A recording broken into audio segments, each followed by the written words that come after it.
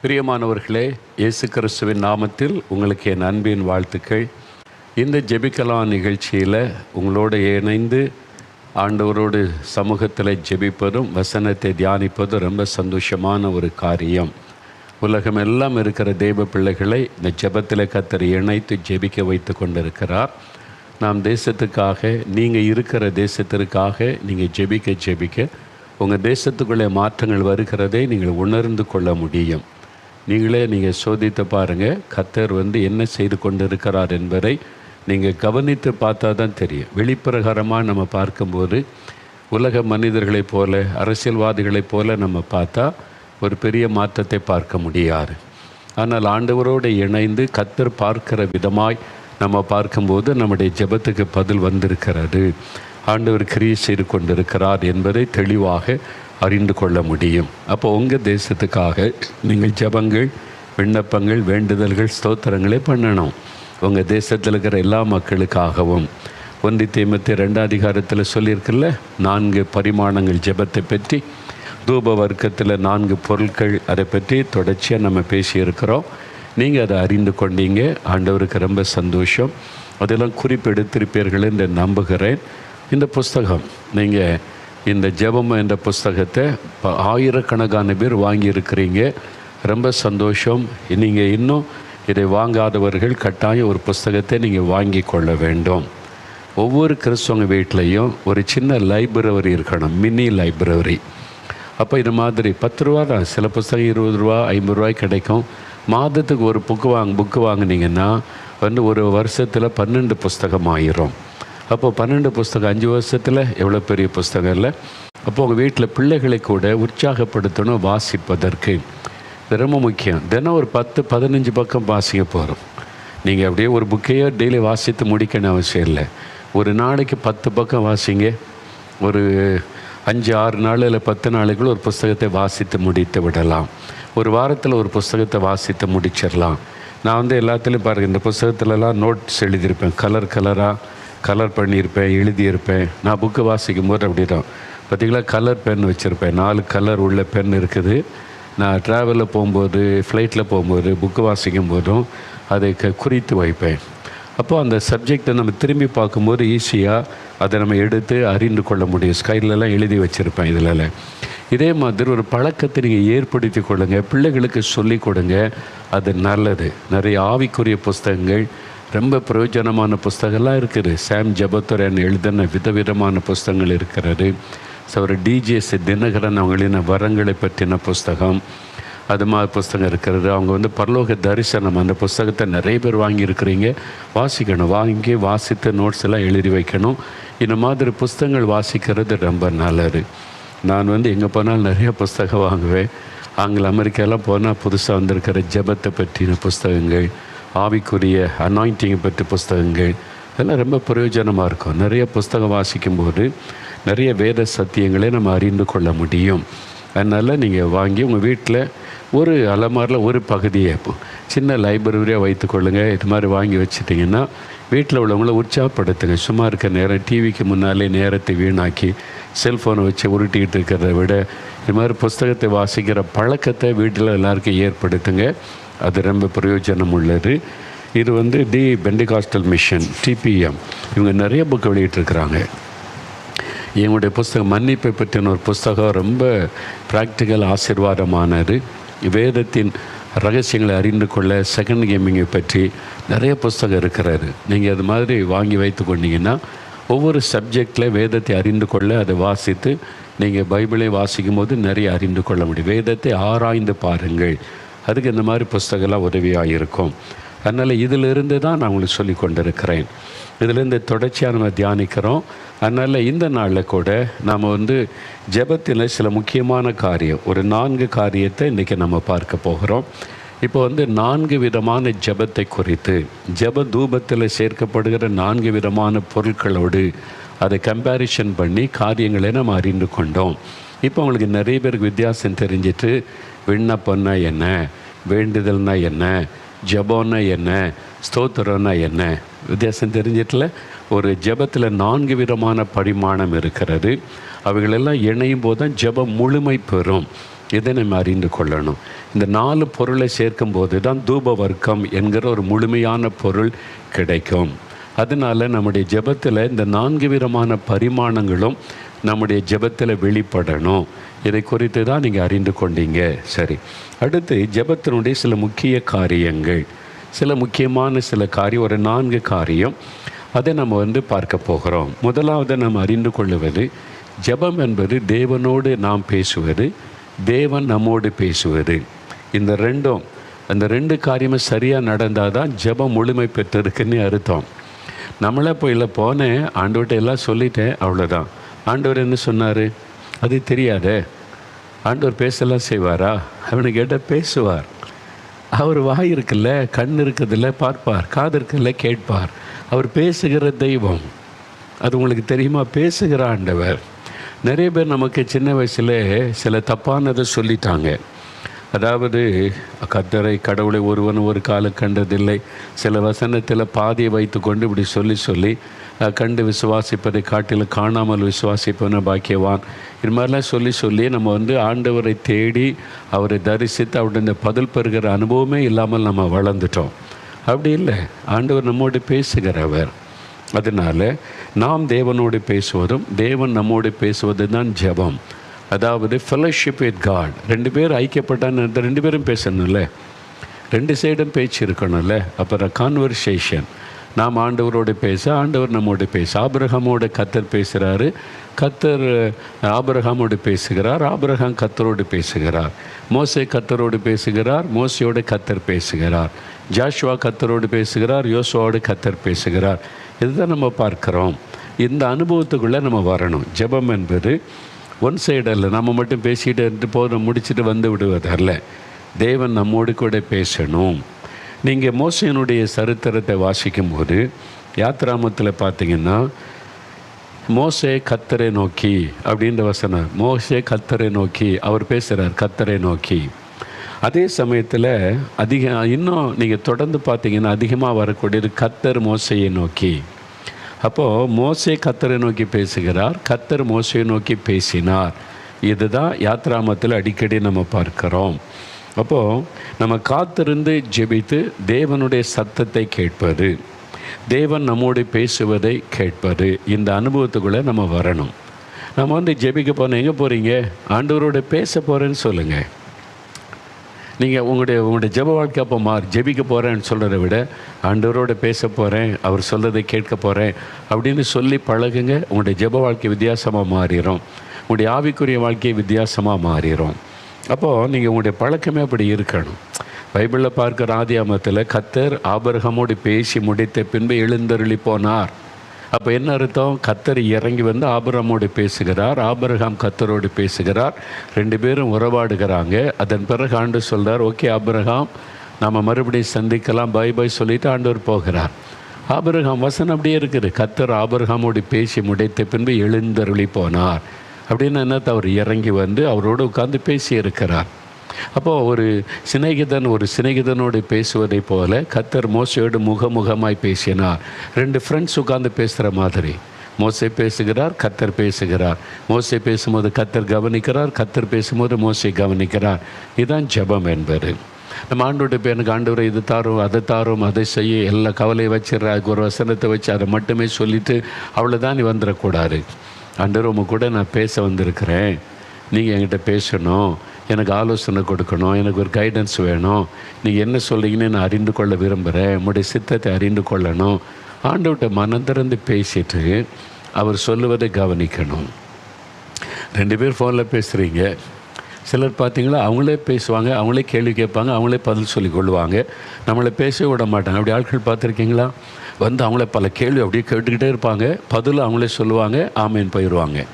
இந்த மாதிரி தான் நம்ம பண்ணுறோம். அதாவது நம்ம ஆண்டவர்கிட்ட போய் பேசிட்டு அவர் நம்மோடு பேச நம்ம வாய்ப்பு கொடுப்பதில்லை. இதுதான் நம்முடைய ப்ராப்ளம். அப்போ என்ன செய்யணும்? கர்த்தருடைய சமூகத்தில் அமர்ந்திருக்கணும், காத்திருக்கணும். ஜெபத்தில் ரொம்ப முக்கியமானது தேவ சமூகத்தில் காத்திருப்பது. அதாவது தேவனிடத்தில் நம்ம விசாரிச்சுட்டு கர்த்தர் என்ன பதில் சொல்லுகிறார் என்று காத்திருப்பது. அப்போ இந்த 2மே இருக்கணும். நாம் ஆண்டவரோடு பேசுவதும் ஆண்டவர் நம்மோடு பேசுவதும். இந்த பழக்கத்துக்கு வந்துட்டிங்கன்னா உங்களுடைய ஜெபனை ரொம்ப இனிமையாயிரும். 2 பேர் ரொம்ப டியரஸ்ட் ஃப்ரெண்டாக இருக்கான்னு வைங்களேன், அப்படியே ஈவினிங்கில் பேசிட்டு போனால், ரோட்டில் நடந்துட்டு போனால் யாரையும் கவனிக்க மாட்டாங்க. பாடல இவங்க பேச அவங்க பேச, ஒரு பார்க்கில் உட்காந்து பேசுகிறாங்கன்னா பார்த்துருக்கீங்களா? அப்படியே ஃப்ரெண்ட்ஷிப். ஃபோனில் பேசுவாங்க பாருங்கள், திடீர்னு அப்படியே பேசுனா ஆரம்பித்தா 3 மணி நேரம் 4 மணி, ஐயோ விடிய காலம் 2 மணி ஆகிட்டு, நேரம் போனதே தெரியல. ஏன்? 2 பேரும் கான்வர்சேஷன், ஃப்ரெண்டுக்கிட்ட பேசுவார். அப்போ ஆண்டவர்கிட்ட பேசுனா நேரம் போகிறதே தெரியாது. அவர் பேசுவதற்கு இடம் கொடுத்தால், அவரும் உங்களோட பேசுவதை கவனிக்கிற பழக்கத்துக்களை வந்துட்டால், ஆண்டவருடைய குரலை கேட்கிற அனுபவத்துக்குள்ளே வந்துட்டிங்கன்னா, ஜெபம் வந்து உங்களுக்கு கடினமாக இருக்காது, இனிமையான ஒரு அனுபவமாக மாறிடும். மணிக்கணக்காக ஜெபித்தாலும் உங்களுக்கு நேரம் போகிறதே தெரியாது. இந்த பழக்கத்துக்குள்ளே நம்ம வந்துடணும். அப்போது அதில் 2 காரியம். ஒன்று, தேவனிடத்தில் போய் கேட்பார், ஆண்டவரே எனக்கு ஞானம் கொடுங்க, வசனத்தை சொல்லி ஞானம் தாங்க. ஆண்டவரே குடும்பம்லாம் ரட்சிக்கப்படணும், ஆண்டவரே கடன் பிரச்சனையெல்லாம் மாறணும், ஆண்டவரே எனக்கு வந்து கற்பத்தின் கனி வேணும், ஆண்டவரே பிள்ளைகளுடைய திருமண காரியத்தை நடத்தணும், ஆண்டவரே இந்த ஊழியத்தை எனக்கு ஆசீர்வதிங்க.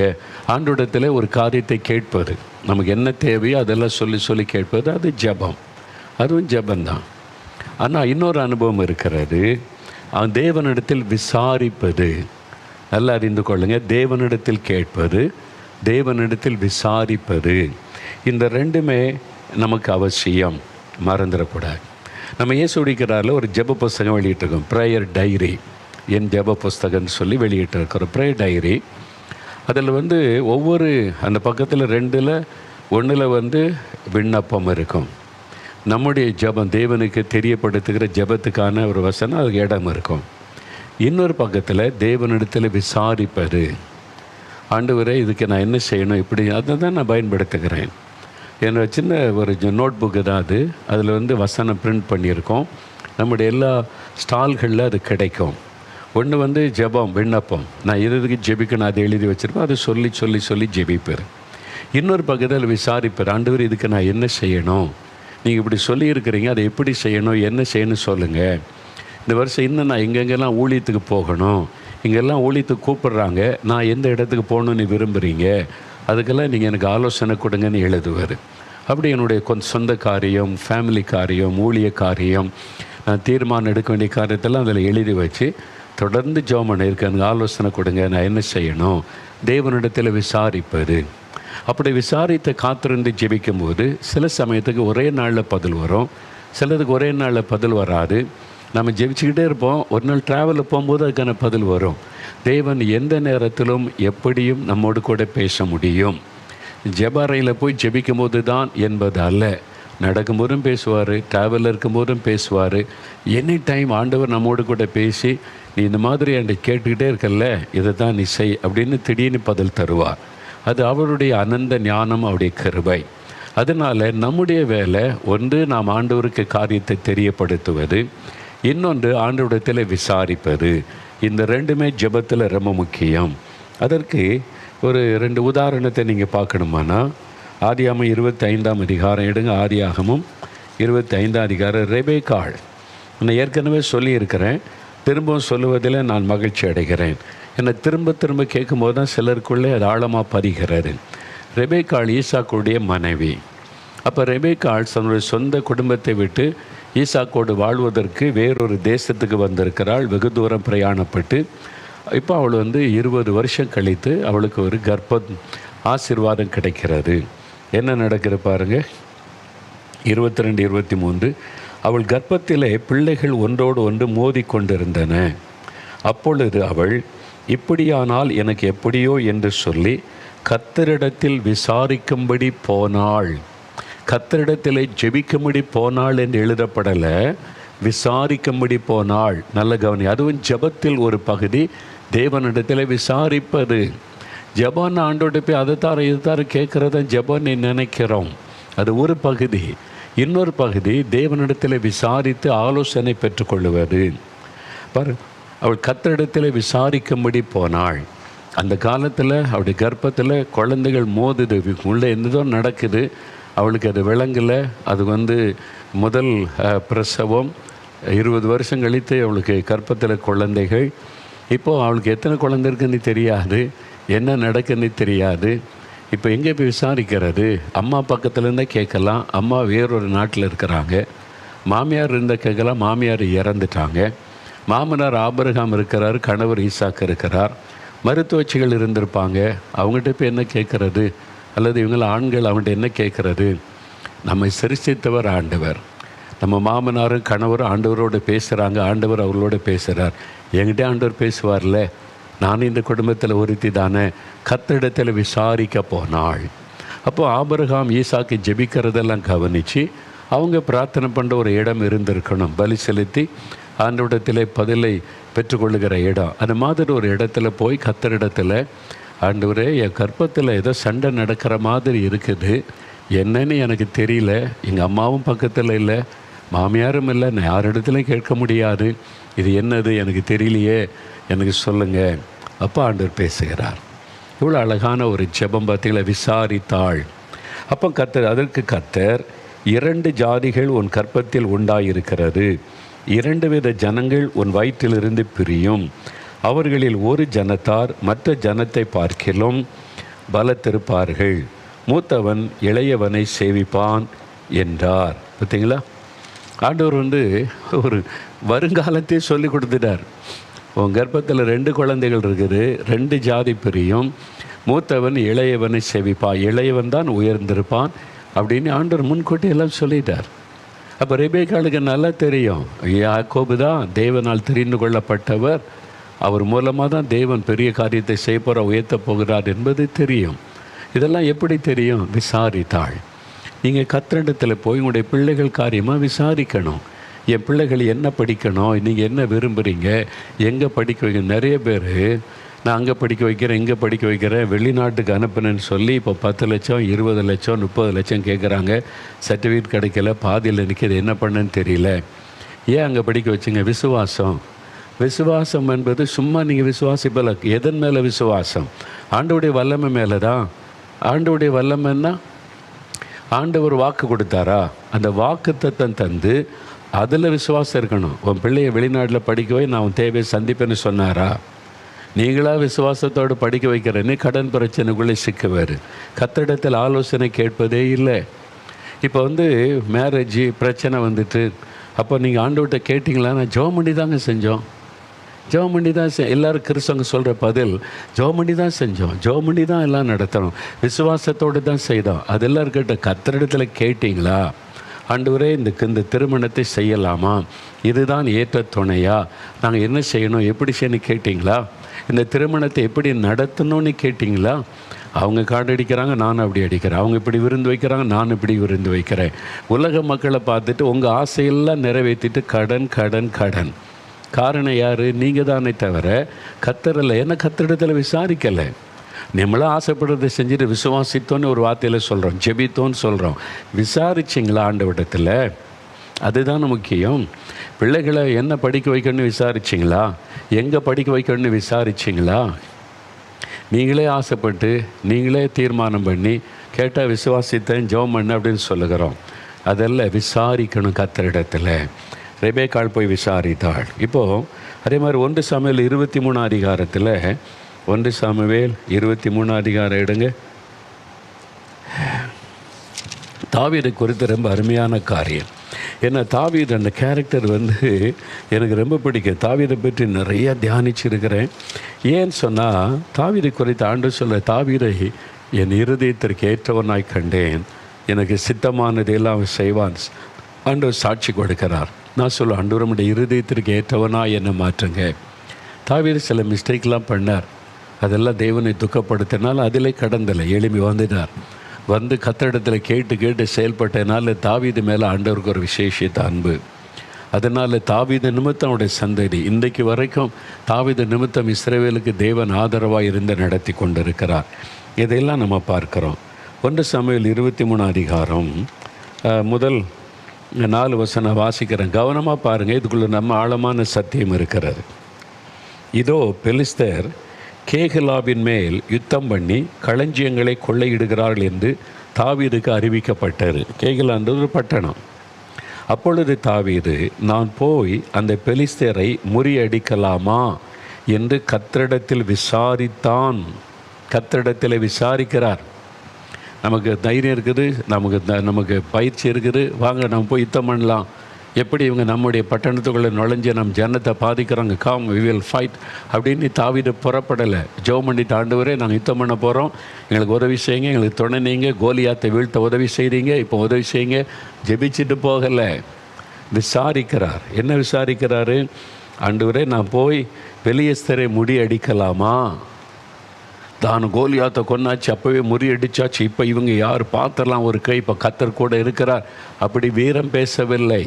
கர்த்தரிடத்தில் போய் இது மாதிரி கொள்ளையடிக்கிறாங்க, நான் யுத்தத்துக்கு போகலாமா, நீங்கள் என்ன சொல்கிறீங்க ஆண்டவரே? ஆலோசனை கேட்கிறார்.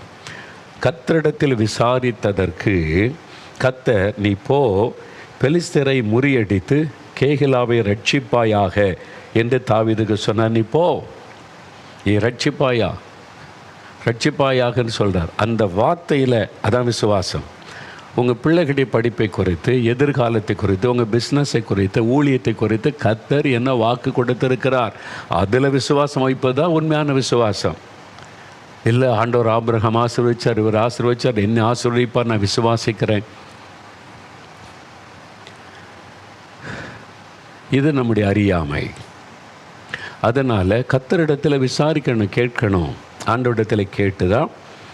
இப்போது கூட இருந்தவன்னு சொல்ல, ஆனாலும் தாவீதின் மனுஷர் அவனை நோக்கி, இதோ நாங்கள் இங்கே யூதாவில் இருக்கும்போதே பயப்படுகிறோம், பெலிஸ்தருக்கு இப்போவே பயப்படுறோம், நம்ம சின்ன கூட்டமாக இருக்கிறோம்.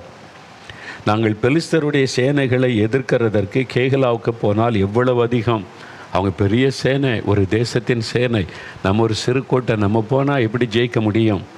கூட இருந்தவங்கெல்லாம் அவிசுவாசமான வார்த்தையை சொல்கிறாங்க. அப்பொழுது தாவீது திரும்பவும் கர்த்தரிடத்தில் விசாரிக்கிறார். இவங்கெல்லாம் சொல்கிறாங்க, ஆண்டவரே நீங்கள் என்ன சொல்கிறீங்க?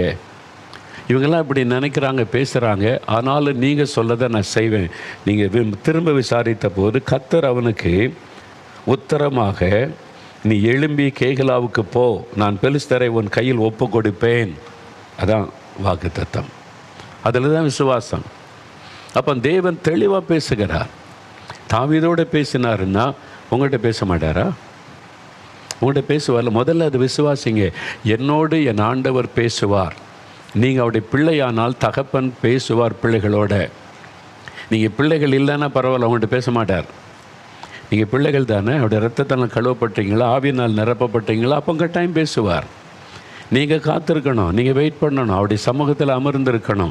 அவர் தேவன், அவர் கடவுள், வானத்தை பூமியை உண்டாக்கினவர். அவர் வந்து பேசன்னா சும்மா ஈஸி இல்லை. நீங்கள் காத்திருந்து உங்களுடைய இருதயத்தை பக்குவப்படுத்தி ஆயத்தப்படுத்தி அவருடைய சமூகத்தில் காத்திருந்து உண்மையாய் விசாரித்தா அவர் பேசுகிறதை உங்களுடைய ஆவியிலே தெளிவாய் உணர முடியும். அவர் காதில் சத்தம் கேட்கணும்னு நினைக்காருங்க, அப்படி அல்ல. அவர் வந்து அப்படியே மனுஷ ரூபமாக நின்று அப்படியே காட்சி கொடுத்து பேசுவார்னு நினைக்காருங்க. அவர் ஆவியாக இருக்கிற தேவன், நாம் அற்பமான மனிதர்கள். ஆனால் அவர் பரிசுத்த ஆவியினால் நம்முடைய ஆவியோடு அவர் பேசுவார். அவர் பேசுகிறதே நம்முடைய ஆவியில் கேட்க முடியும். இருதயத்தில் யாரோ பேசுனாங்க அப்படின்னு சொல்கிறோம்ல, அதான் ஆண்டவர் பேசுகிற விதம். சில சமயத்தில் சிலருக்கு அது சில சமயத்தில் தரிசனம் கொடுத்து ஆண்டவர் பேசலாம். அப்போ ஆண்டவர் ஊழியத்துக்கு அழைச்ச போது அவர் தரிசனமாகி பேசி அழைத்தார். அதே மாதிரி தான் தினமும் பேசுகிறார் என்பதல்ல. சில சமயம் சில காரியம் பேசும்போது அப்படி வருவார். மற்றபடி நம்முடைய இருதயத்தில் ஆண்டவர் பேசுவார். அப்போ அதுக்கு நீங்கள் காத்திருந்து ஜெபிக்கணும். அதான் கர்த்தரிடத்தில் விசாரிக்கிற தாவீது விசாரித்த போது ஆண்டவர் தெளிவாய் பேசுகிறதை பார்க்கிறோம். அதனால் நீங்கள் விசாரிக்கணும், ஆண்டவரே நான் என்ன செய்யணும், எப்படி செய்யணும், நீர் என்ன எதிர்பார்க்கிறீர், நீர் என்ன விரும்புகிறீர் அப்படின்னு கேட்டால் ஆண்டவர் அழகாக பேசுவார். முழு இருதயத்தோடு கேட்கணும். நிறைய பேர் ஆண்டவரிடத்தில் விசாரிக்கிறதுக்கு பயம். ஏன்னா நம்ம விரும்பாத ஒன்று ஆண்டவர் சொல்லுவார். அதனாலேயே நம்ம ஜெபம் பண்ணி நம்ம விருப்பத்தை செஞ்சுக்கிட்டே இருப்போம். அதனால தான் கடன், அதனால தான் பிரச்சனை, அதனால தான் நிறைய பாதிப்புகள். என்ன ஆண்டவரிடத்தில் விசாரித்தா இதை செய்யக்கூடாதும் பாரு, இதைத்தான் செய்யணும்னு சொல்லுவார். அப்போ நம்ம விரும்பினதை செய்ய முடியாது. அதுக்காகவே நிறைய பேர் ஆண்டவர்கிட்ட விசாரிக்கிறதில்ல. ஆண்டவரே இதை செய்ய போகிற ஆசீர்வதியும், இதை நடக்க போகிற ஆசீர்வாதம் சொல்லிவிட்டு செஞ்சுக்கிட்டே இருக்கிறார். கேட்டால் ஜெபம் பண்ணி செய்தோம் என்கிறாரு. நிறைய தப்பு பண்ணுகிறோம். தயவுசெய்து கொஞ்சம் நம்ம மாறணும். வேதாகமத்தில் ஆண்டவர் எத்தனை பேரோட பேசி வழி நடத்தி இருக்கிறார். அந்த மாதிரி என்கிட்ட பேசுங்க, வழி நடத்துங்க ஆண்டவரே நீ கேட்கணும். இந்த அனுபவத்துக்குள்ளே நம்ம வரணும். அதனால் சொந்த விருப்பத்தை விட வேண்டியது வரும். நாம் ஆசைப்படுவதை விட வேண்டியது வரும். நாம் விரும்புகிறதை ஒதுக்க வேண்டியது வரும். அதுக்கு நம்ம ஆயத்தமாக இருக்கணும். அப்போ ஆண்டவர் நம்மோடு பேசுகிறதுன்னு சாதாரண விஷயமா? அப்போ அதற்கு சில காரியத்தை விட்டு கொடுக்கணும்ல, இழக்கிறதுக்கு ஆயத்தமாக இருக்கணும்ல. ஆண்டவரே, நான் இப்படி நினைக்கிறேன், ஆனால் அது எனக்கு முக்கியம் இல்லை, நீங்கள் சொல்கிறதா முக்கியம் அப்படின்னு ஒப்பு கொடுத்தீங்கன்னா ஆண்டவர் அழகாய் பேசுவார். அப்போது தேவனோடு உறவாடுவது, தேவன் நம்மோடு பேச, நாம் அவரோடு பேசுவது, இதுதான் ஜெபத்தினுடைய முக்கியமான தாற்பயம். இதை நல்லா விளங்கி கொண்டு அந்த அனுபவத்தில் வந்துட்டிங்கன்னா நீங்கள் மணிக்கணக்காக ஜெபித்தாலும் உங்களுக்கு சோர்ந்து போக மாட்டீங்க, திருப்தியே இருக்காது. இன்னும் கொஞ்சம் ஜெபிக்கலாம், இன்னும் பேசலாம், அந்த எண்ணம் தான் இருக்கும். அதுதான் ஜெபத்தினுடைய ரகசியம். சரி, அடுத்து ரெண்டாவது ஒரு காரியம் என்ன சொல்ல போகிறேன்னா, இந்த தூப வர்க்கம் இருக்குல்ல, அதில் 4 பொருட்கள் சேர்க்குறாங்கல்ல, 4 பொருட்கள், அதை பற்றி தான் தியானித்தோம். அதில் ஒரு காரியம் பாருங்கள், யாத்திராகமம் 30 அதிகாரம் 34வது வசனம். யாத்திராகமம் 30:34 அந்த வசனத்தை எடுங்க. 110வது பக்கம், பழைய ஏற்பாட்டில் 110வது பக்கம், அந்த 30வது அதிகாரம் 34ஆம் வசனம் பாருங்கள். பின்னும் கர்த்தர் மோசேயை நோக்கி, சுத்த வெள்ளை போளமும் குங்குலியமும் அல்பான் பிசினும் கந்த வர்க்கங்களையும், அல்பான் பிசினுமாகிய கந்த வர்க்கங்களையும் சுத்தமான சாம்பிராணியையும் நீ சம நிறையாக எடுத்து. இந்த 4 பொருளுமே எது அதிகம் எது குறை? சம நிறை. எல்லாமே அரை கிலோன்னு அரை கிலோவாக இருக்கணும். எல்லாமே 100 கிராம்னா இது 100 கிராம், அது 100 கிராம், அது 100 கிராம், அது 100 கிராம். இல்லை இது 100 கிராம், இது 500 கிராம் கிடையாது. சம நிறையாக இருக்கணும். 4மே ஒரே அளவு தான் இருக்கணும், சம நிறையாக இருக்கணும் அப்படின்னு ஆண்டவர் சொல்கிறார். சம நிறை.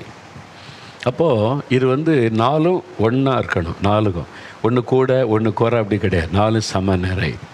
இது எதை குறிக்குது அப்படின்னு கேட்டால், ஒரு ஜெபக்குழுவில் 10 பேர் சேர்ந்து ஜெபிச்சா அந்த 10 பேருக்குள்ளே ஒரு மனம் இருக்கணும். ஒரு இருதயத்தில் ஒரு மனம் சமமாக இருக்கணும்.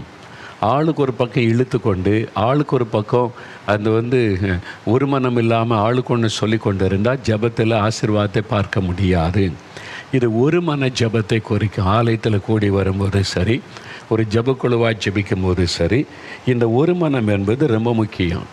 இப்போ நீங்கள் 10 பேர் கூடி ஜெபிக்கிறீங்க. ஒருத்தர் ஆண்டவரே அபிஷேகம் வரங்கள் வல்லமை தரும்னு ஜெபிக்கிறாரு. ஒருத்தர் ஆண்டவரே ஜன ரட்சிக்கப்படுமே அழுது ஜெபிக்கிறாரு. ஒருத்தர் பார்த்தீங்கன்னா வாலிபர்களை தொடு ஆண்டவரேன்னு ஜெபிக்கிறாரு. ஒருத்தர் இவங்களுக்கு கற்பத்தின் கனி எல்லாரும் கொடுக்கணும். ஆளுக்கு ஒன்று ஜெபம் பண்ணினா ஒரு மனம் இல்லைன்னு அர்த்தம். அப்போ அந்த ஜெபத்துக்கு பதில் வராது. ஒரு 10 பேர் ஜெபிச்சா ஒரே காரியத்தில் ஒருமனப்பட்டவர்களாக இருக்கணும். அந்த ஒரே காரியத்துக்கு ஒரே நோக்கத்தோட குறிப்பாக கருத்தாக ஜெபிச்சாதான் தேவன் பதில் கொடுக்க முடியும். அதனால் ஜெபத்தில் ரொம்ப அவசியம். ஒரு சர்ச்சுக்கு போகிறீங்க, ஆராதனையில் ஜெபத்தை நடத்துகிறவங்க பாஸ்டர் மெய்ப்பர் சொல்லுவாங்க, நம்முடைய சபையிலேருந்து தாங்குகிற மிஷினரிகளுக்காக ஜெபிப்போம் அப்படின்னு சொல்லும்போது எல்லோரும் மிஷினரிகளுக்காக ஃபோக்கஸ் பண்ணி ஜெபிக்கணும். எல்லோரும் மிஷினரிகளுக்காக ஜெபிங்கன்னு சொன்னால், ஒரு ஆள் என் குடும்பத்துக்காக ஜெபிக்கிறேன், ஒரு ஆள் என் பிஸ்னஸுக்காக ஜெபிக்கிறேன், என் பிள்ளைகளுக்காக ஜெபிக்கிறேன்னா ஒரு மனம் இல்லை. அப்போ அந்த ஜெபத்துக்கு பதில் வராது. அந்த ஜெபம் தூபமாய் பரலோகத்துக்கு போகாது. அப்போது அந்த ஒரு மனம் இருந்தால் தான் அந்த பரிசுத்தவான்களுடைய ஜெபம் சொல்லி தகுதியான ஜெபம். அந்த தகுதியான ஜெபம் பண்ணாதான் பரலோகத்தில் அந்த அந்த ஜெப தூபமாக தேவ சமூகத்துக்கு போகும். அப்படி இல்லைன்னா அந்த ஜெபம் பரலோகத்துக்கு போகாது. அதனால் அதை உணர்ந்து கொள்ளணும். அதனால தான் இந்த ஜெபத்தில் ஒரு மனம் அவசியம் என்பது முக்கியத்துவப்படுத்தப்படுகிறது. நம்ம எல்லாம் ஒருமனப்பட்டு ஒரே நோக்கத்தோடு கருத்தாக ஜெபிக்கணும். அப்படி சொல்லும்போது அந்த ஒரே காரியத்தில் தான் நம்ம நிற்கணும். பாருங்கள், மத்தேயு 18:18 இயேசு சொல்லுகிறார், பூமியிலே 2 பேர் ஒருமனப்பட்டவளாக எதை கேட்டாலும் அதை நான் செய்வேன். 2 பேர் ஜெபிக்கும்போது இவங்க ஒரு காரியத்துக்கு ஜெபம், இவங்க ஒரு காரியத்துக்கு ஜெபம், இருதயம் வேறுபட்டிருந்தால் ஜெபத்துக்கு பதில் வராது. 2 பேர் ஒருமனப்பட்டவளாய் ஒரே காரியத்திற்கு கருத்தாக ஜெபிக்கணும். தேசத்துக்காக ஜெபிக்க போகிறோன்னா அதை தான் ஃபோக்கஸ் பண்ணணும். நீங்கள் இன்றைக்கி சர்ச்சுக்காக ஜெபிக்க போனால் சபைக்காக ஃபோக்கஸ் பண்ணணும். அப்போது நம்ம கூடி ஜெபிக்கும் போதும் சபையில் ஜெபிக்கும் போதும் உபவாச ஜெபம் முழுரவு ஜெபங்களிலேயும் என்ன காரியத்துக்கு இந்த ஜெபம், எந்த பர்பஸுக்கு நம்ம கூடி ஜெபிக்கிறோம் அதை உள்வாங்கி கொண்டு எல்லாரும் அதில் ஒருமனப்பட்டவளாக ஜெபிக்கணும். அது ரொம்ப முக்கியம். அப்படி ஒருமனப்பட்டு ஜெபிக்கும் போது தான் ஆண்டவர் பதில் கொடுக்க முடியும், அற்புதம் செய்ய முடியும். இது நீங்கள் கவனம் செலுத்தணும்.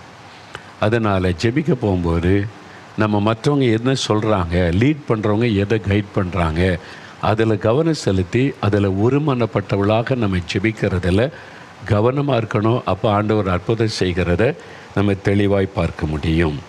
இது ரொம்ப முக்கியம், சரியா? அதனால் நீங்கள் எப்பெல்லாம் ஜெபிக்க கூடி வர்றீங்களோ ஒருமனப்பட்டவளாக ஜெபிக்கிறதுல கவனம் செலுத்தணும். ஆவியில் ஒருமனம் இல்லைன்னா உங்கள் ஜெபத்துக்கு பதில் வராது. ஜெபத்தில் வல்லமை, தேவ பிரசன்ன கிரியைகளை பார்க்க முடியாது. அப்போது அங்கே தேவனுடைய பிரசன்னமே தடைப்படும். அதனால தான் அப்போஸ்தலர் நடபடிகளை பார்க்கும்போது அவள் எல்லாரும் ஒருமனப்பட்டவளாய் ஓரிடத்திலே கூடி வந்து அடிக்கடி பார்க்க முடியும். அப்போஸ்தலர் நடபடிகளை வாச பாருங்கள். ஒருமனப்பட்டவளாய் ஓரிடத்திலே கூடி வந்து அவள் ஒருமனப்பட்டவளாய் தேவனை நோக்கி சத்தமிட்டு. நீங்கள் அடிக்கடி அப்போஸ்தலர் நடபடிகள் எடுங்களேன். வேத புஸ்தகத்தில் அப்போஸ்தலர் நடபடிகள் 2ஆம் அதிகாரம் எடுங்க. அப்போஸ்தலர் 2ஆம் அதிகாரத்தில் 1ஆம் வசனம் பாருங்கள். பெந்தேகோஸ்தே என்னும் நாள் வந்தபோது அவர்கள் எல்லாரும் ஒருமனப்பட்டு ஓரிடத்திலே வந்தார்கள். ஒரு மனம், எல்லாருக்குள்ளும் கூடி வந்த எல்லாருக்குள்ளும் ஒரு மனம் இருந்தது. ஒரே மனம், ஒரே இருதயம் இருந்தது. அப்போஸ்தலர் நடபடிகள் 2ஆம் அதிகாரத்தில் நாம் அதை பார்க்கிறோம். இப்போ மறுபடியும் அப்போஸ்தலர் நடபடிகள் 4ஆம் அதிகாரத்தில் 24ஆம் வசனம். அவங்களுக்கு எதிர்ப்பு வருது, அவங்களை பயமுறுத்தப்படுறாங்க. அப்போஸ்தலர் சபையாருக்கு எல்லாம் தெரியும். ஆயிரக்கணக்கான பேர் வந்துட்டாங்க. இப்போ 3000 5000 திரளான மக்கள் ரட்சிக்கப்பட்டு பெருங்கூட்டம் வந்துட்டாங்க. அப்படி எல்லாருக்கும் மத்தியில் சொல்லும்போது 24ஆம் வசனம், அவர்கள் அதை கேட்டு ஒருமனப்பட்டு தேவனை நோக்கி சத்தமிட்டு. முதல்ல ஒருமனப்பட்டு ஜெபிக்கிறாங்க. அதில் ஒருத்தர், எதுக்கு நீங்கள் அவங்ககிட்ட போனீங்க, எதுக்கு போய் அடி வாங்கிட்டு வர்றீங்க, எதுக்கு திட்டு வாங்கிட்டு வர்றீங்க, எதுக்கு இங்கே போனால் விதண்டவாதம் பேசலை. அவங்க சொன்னால் ஒருமனப்பட்டவள, சரி ஒருமனப்பட்டு ஜெபிப்போம், அவ்வளோதான். அதான் முக்கியமான ஒரு காரியம். 32ஆம் வசனம் பாருங்கள். அப்போஸ்தலர் 4:32, விசுவாசிகளாகிய திரளான கூட்டத்தார் ஒரே இருதயமும் ஒரே மனமும் உள்ளவளாக இருந்தாங்க. திரளான கூட்டம். வேத அறிஞர்கள் சொல்கிறாங்க, இந்த டைமில் எருசலேமில் சபையில் 24,000 விசுவாசிகள் இருந்தாங்களாம். 24,000 விசுவாசிகள். அவ்வளோ ஆயிரக்கணக்கான விசுவாசிகள் திரளான கூட்டமாக இருந்தாங்க. ஒரே இருதயமும் ஒரே மனமும், வேறு நோக்கமே கிடையாது. எதுக்கு அந்த கூட்டத்தில் இயேசு மகிமை பண்ணணும், அவருடைய சித்தை நிறைவேறணும், அவருடைய கட்டளையை நிறைவேற்றணும், அவ்வளோதான். வேறு நோக்கம் கிடையாது. ஒரே இருதயமும் ஒரே மனமும். இன்றைக்கி திரளான விசுவாசிகள், ஒரே மனம் ஒரே இருதயம். 10 விசுவாசி இருப்பாங்க, 10 பேருக்கும் 10 இருதயம், ஆளுக்கு ஒரு டைரக்ஷன். அது சரியில்லை, இது சரியில்லை, இது இப்படி செய்யணும், அப்படி செய்யணும். ஒரு மனமே இல்லாதனால தான் தேவ பிரசன்னத்தை உணர முடியல, ஆசீர்வாதம் காண முடியலை. அதனால் நீங்கள் கூடி வரும்போது ஜெபத்தில் ஒரு சின்ன குழுவாக இருக்கலாம், சபையில் இருக்கலாம், ஒரு பெரிய மாஸ் ப்ரேயராக இருக்கலாம். எதுக்காக இந்த ஜெபம், எதுக்காக நம்ம கூடி வர பண்ணி இருக்கிறாங்க, அதில் ஒருமனப்பட வேண்டும். இல்லை உங்களுக்கு அதை ஒத்துக்கொள்ள முடியல, எழுப்பி போயிட்டே இருங்க. அங்கே உட்காந்துட்டு ஒரு மனம் இல்லாமல் முறுமுறுத்துக்கிட்டு இது சரியில்லை, இது சரியில்லை, அது தேவையா, அது உங்கள் காரியம் இல்லை. அது அவங்களுக்கு கொடுத்த தரிசனம். அதில் இணைகிறவங்க இணைந்து கொள்கிறாங்க. ஒரு மனப்பட்டு ஜெபிக்க. உங்களுக்கு அதில் ஏற்றுக்கொள்ள முடியலையா, வீட்டில் எழுப்பி வீட்டுக்கு போங்க.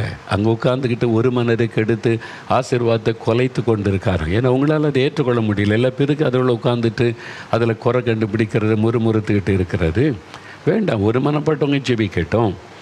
ஒரு மனம் பாதிக்கப்படும் போது தேவனுடைய பிரசன்னம் பாதிக்கப்படும், ஆண்டவருடைய அற்புதங்கள் பாதிக்கும். பாருங்கள், அடிக்கடி வர்றது, அவள் ஒருமனப்பட்டவளாய் ஒரு இடத்துல கூடி வந்தாங்க. திரளான கூட்டத்தார் ஒரே இருதயமும் ஒரே மனமும் உள்ளவளாக இருந்தாங்க. இதை அடிக்கடி நீங்கள் வாசிக்க முடியும். நீங்கள் அப்போஸ்தலர் நடபடிகளை வாசிக்கும்போது அவர்கள் எல்லாரும் ஒருமனப்பட்டு, அது அடிக்கடி நீங்கள் பார்க்க முடியும். அதான் ரொம்ப அவசியமான காரியம். அவங்க ஒருமனப்பட்டு அதில் உறுதியாக இருந்தாங்க, ஒரே இருதயம் உள்ளவளாக இருந்தாங்க. பாருங்கள், அப்போஸ்தலர் 2ஆம் அதிகாரம் 46ஆம் வசனத்தில், அவர்கள் ஒருமனப்பட்டவளாய் தேவாலயத்தில் அனுதினமும் தரித்திருந்து.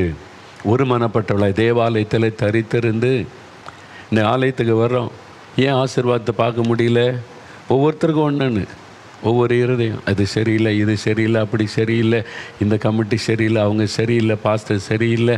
அதனால் அப்படி உட்காந்துக்கிட்டு முறுமுறுத்துக்கிட்டே குறை சொல்லிக்கிட்டு தங்க தான் பெரிய நீதிமான் மாதிரி அங்கே உள்ள உட்காந்துக்கிட்டு இருக்க. தேவ பிரசன்னத்தை தடுக்கும். அந்த நாட்கள் அப்படிலாம் ஆளுக்கு ஒரு அஜெண்டா கிடையாது, ஆளுக்கு ஒரு விருப்பம் கிடையாது. லீட் பண்ணுறதுக்கு தேவன் அப்போஸ்தலரை வைத்திருக்கிறார், அதில் ஒருமனப்படுவோம். அவ்வளோதான். ஒரே இருதயம், ஒரே மனம். இயேசுடைய பிரதான கட்டளை நிறைவேற்றணும், இயேசுடைய விருப்பத்தை செய்து முடிக்கணும், அவ்வளோதான். வேறு இருதயமே கிடையாதுங்க. அப்போ இது ரொம்ப அவசியம். சரி சமமாக இருக்குன்னு சொல்லியிருக்கல, எல்லாருக்கும் அப்படி ஒரே இருதயம் வந்துட்டா உங்களுடைய ஜெபம் வல்லமுள்ளதாக இருக்கும், உங்களுடைய ஜெபம் சாதிக்கிறதா இருக்கும். அந்த ஜெபத்தில் தேவ வல்லமை பலமாய் வெளிப்படும். அது ரொம்ப முக்கியமான ஒரு காரியம்.